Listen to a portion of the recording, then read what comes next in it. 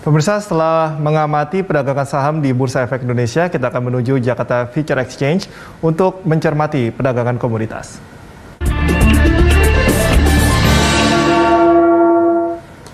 Untuk mengetahui perkembangan di pasar komoditas, kita telah terhubung dengan Direktur Utama PT Finex Berjangka, Agung Wisnu Aji. Selamat pagi, Mas Agung. Selamat pagi, Mas Cikal. Oke, Mas Agung, ini harga emas ya pekan lalu sempat anjlok ya sampai ke level 1.700-an, 1.728 ya. Nah, tapi perlahan-lahan ini mulai rebound. Analisa Anda seperti apa ini dinamika dari harga emas ini? Ya, memang kalau kita lihat dari beberapa waktu yang lalu ini sempat turun dan terakhir di beberapa hari naik lagi ya. Nah, ini memang ada 3 poin utama yang menyebabkan reboundnya harga emas ini. Pertama adalah data US retail sales itu memang ternyata lebih rendah ya dari ekspektasi, yaitu di 1,1%. Padahal ekspektasinya itu sekitar 0,3%. Nah, retail sales ini rendah karena disebabkan kurangnya stok di industri otomotif dan kekhawatiran ya masih adanya dampak COVID-19 ini ya, terutama yang varian Delta. Nah, hal ini yang mendorong sebenarnya The Fed untuk tetap masih memberikan stimulus ya, yang secara tidak langsung juga akan berpengaruh terhadap naiknya harga emas. Dan yang faktor kedua adalah memang adanya ketegangan geopolitikal di Afghanistan ya, mendorong investor untuk melakukan aksi lindung nilai, jadi mereka beralih ke pembelian emas. Dan yang poin yang ketiga adalah indeks dolar ya. Ini selama kira-kira 4 bulan kebelakang ini memang mengalami penurunan. Dan kalau memang indeks dolar ini secara historicalnya memang selalu relatif dia akan terbalik dengan pergerakan emas. Jadi kalau dia indeks dolarnya turun, maka harga emasnya memang naik. Nah, itulah yang menyebabkan pergerakan di beberapa hari belakangan ini emas rebound. Gitu. Oke, ada pula yang memprediksi harga emas akan kembali ke level 1.600-an. Pendapat Anda bagaimana, Mas Agung? Ya, memang kalau kita lihat secara teknikalnya, saat ini emas ada di tren konsolidasi ya. Apalagi yang kalau kita lihat tadi malam ya, tadi pagi dini hari itu dari FOMC ya memang karena hanya membahas terkait tentang penurunan pembelian aset ya dari The Fed. Ini efeknya memang tidak terlalu banyak ya. Kalau kita lihat di pagi hari ini memang justru memang ada penurunan tapi tidak terlalu besar, dan sebenarnya kalau memang tidak ada sentimen kuat yang mendorong emas menembus resisten di level 1795 atau 1800, maka tidak menutup kemungkinan ya emas akan kembali ke level 1600. Di luar dari itu, jika indeks dolar mengalami kenaikan yang disebabkan adanya pemulihan ekonomi Amerika, dan jika The Fed akan tetap meneruskan program pembelian aset ya, hal ini akan mendorong emas kembali turun lagi selama beberapa pekan belakangan. Oke, ini selain emas, CPO juga ya, trennya juga mulai menurun. Ini analisa Anda seperti apa? Apa sentimennya? Ya, kalau kita lihat memang CPO dari sekitar 2 atau 3 hari yang lalu ini memang sempat menyentuh harga 4.500 ringgit ya di bursa Malaysia ya.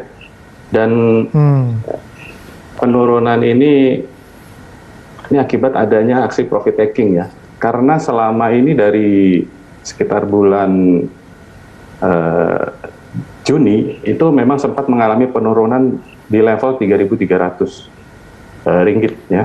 Dan kemudian naik sampai 4.500. Ya, biasanya kalau ada pergerakan harga yang cepat ini ada istilahnya ada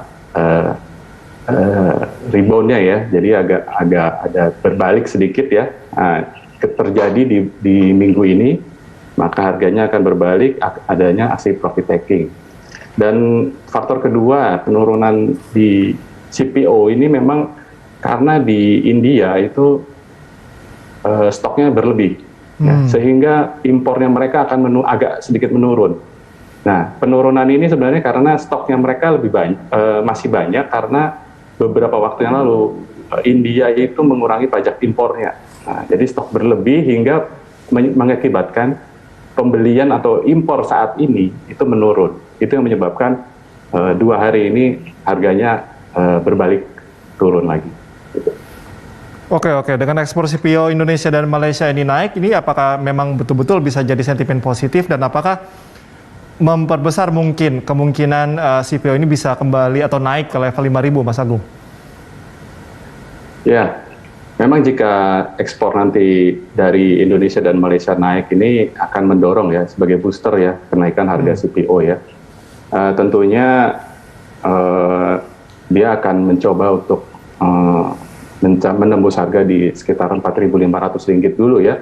Dan apabila nanti ada sentimen yang lebih kuat, misalnya kemarin beberapa waktu yang lalu ini India juga sebenarnya sudah membebaskan untuk adanya pembelian RBD palm olein ya, impor ya.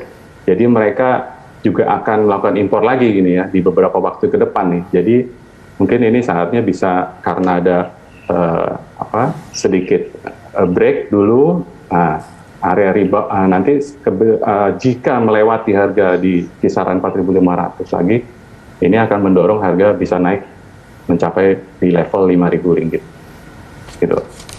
Oke, Mas Agung, ini mungkin terakhir, kita kan baru saja merayakan HUT Indonesia ke-76. Nah ini dan kedua ya, ini di tengah pandemi saat ini, lalu apa sebetulnya langkah yang memang harus tepat dilakukan untuk mendukung konsep Indonesia tangguh dan juga Indonesia tumbuh, Mas Agung? Ya, nah kebetulan sekali ya di Hari Kemerdekaan RI yang ke-76 dan juga sebenarnya hari lahirnya dari Bursa Berjangka Jakarta JFX ke-22 ya. Kita bekerja sama dengan JFX dan KBI itu mengadakan program amal ya. Program amal ini periodenya berlangsung sejak tanggal 17 Agustus kemarin hingga 17 September ya, selama 1 bulan. Jadi kami berinisiasi untuk menyumbangkan atau mendonasikan ya sebagian dari transaksi nasabah. Ya. Kita alokasikan dananya untuk membantu pembelian bahan pokok harian ya, kemudian juga alat-alat kesehatan untuk masyarakat yang terdampak COVID-19 ya. Ya kita optimis ya, semoga hal yang program yang kami lakukan ini sedikit banyak bisa membantu masyarakat untuk kembali pulih ya, gitu. Oke, ya kita harapkan rencana baik ini juga bisa direspon dengan baik dan juga akan terrealisasi dengan baik. Terima kasih Mas Agung atas informasinya. Pemirsa, itu tadi Direktur Utama PT Finex Berjangka Agung Wisnuaji. Pemirsa, sampai di sini IDX Opening Bell menemani pagi Anda. Anda bisa mengirimkan informasi dan saran kepada kami lewat email di redaksi@berita1.tv atau follow kami via Twitter, Facebook, YouTube, dan Instagram.